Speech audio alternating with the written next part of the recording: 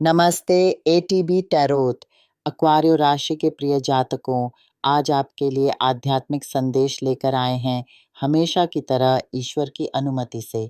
आज हम आपके लिए प्रथम, द्वितीय और तृतीय कनाडा की ऊर्जाओं के साथ काम करेंगे। आपके मन में उठ रहे प्रश्नों के समाधान के लिए आध्यात्मिक जगत से मिल रहे संकेतों को हम साझा करेंगे। प्रथम कनाडा के जातकों, मैं देख रही हूँ कि आने वाले 24 से 72 घंटों में आपके सामने एक ऐसी स्थिति आ सकती है जहाँ आपके द्वारा ग्रहण किया गया भोजन आपके स्वास्थ्य के लिए हानिकारक साबित हो सकता है। आपको विशेष सावधानी बरतने की आवश्यकता है क्योंकि यह आपको शारीरिक रूप से कमज़ोर कर सकता है। आपकी ऊर्जाएं अस्थिर हो सकती हैं और आपको आराम की आवश्यकता पड़ सकती है। विशेष रूप से जो लोग कच्चा मांस या कच्ची मछली का सेवन करते हैं, उन्हें अतिरिक्त सतर्कता बरतनी चाहिए।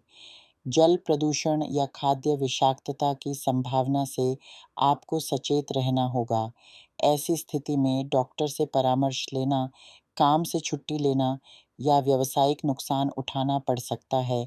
इसलिए अपने आहार और पेय पदार्थों के प्रति जागरूक रहें, लेकिन घबराएं नहीं, क्योंकि 3 चंद्र चक्रों के भीतर आपको एक ऐसी शुभ समाचार मिलने वाली है, जो आपके हृदय को अत्यधिक प्रसन्नता से भर देगी।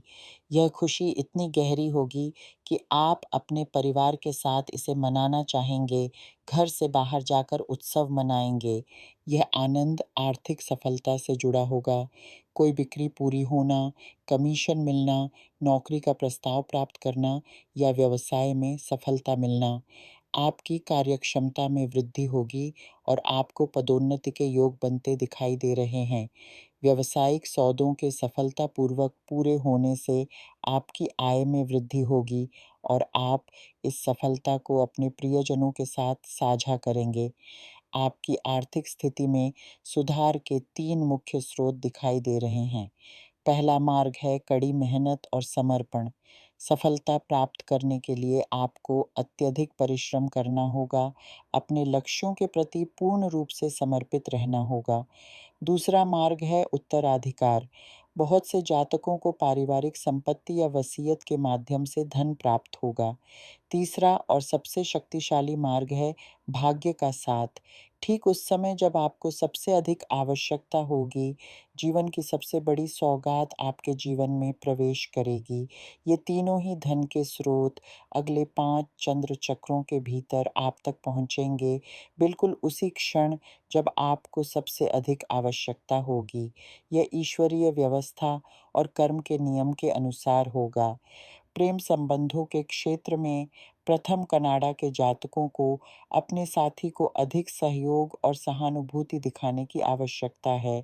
मैं देख रही हूँ कि आपका जीवन साथी या प्रेमी प्रेमिका किसी मानसिक संघर्ष से गुजर रहा है, अवसाद, चिंता या अनुत्तरित प्रश्नों से घिरा हुआ है।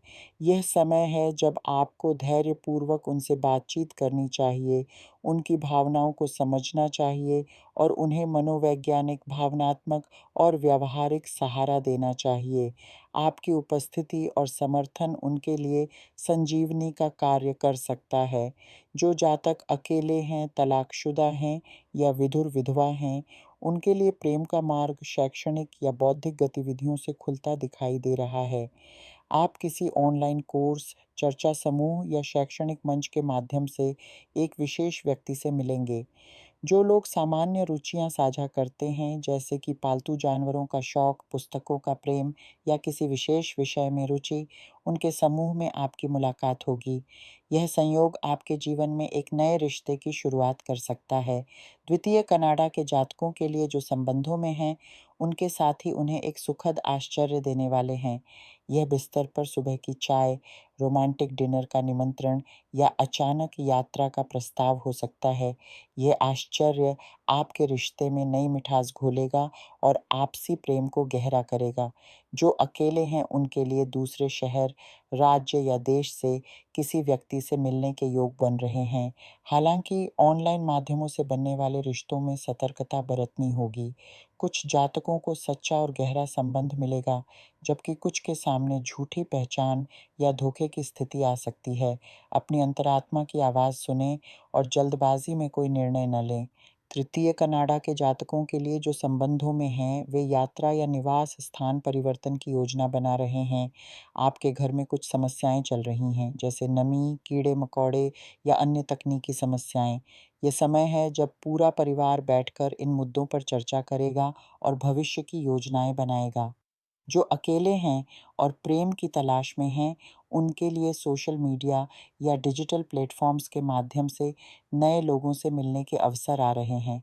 कुछ के लिए यह अनुभव अद्भुत और जीवन परिवर्तन करने वाला होगा, जबकि कुछ को आध्यात्मिक सतर्कता बरतने की आवश्यकता होगी। सभी कनाडा के जातकों के लिए पारिवारिक मोर्चे पर एक महत्वपूर्ण घटना होने वाली है। यह आपके अपने परिवार या आपके साथी के परिवार से जुड़ी हो सकती है। किसी प्रियजन, दादा-दादी, माता-पिता या रिश्तेदार की वजह से संपत्ति के बंटवारे या वसीयत की प्रक्रिया शुरू होगी।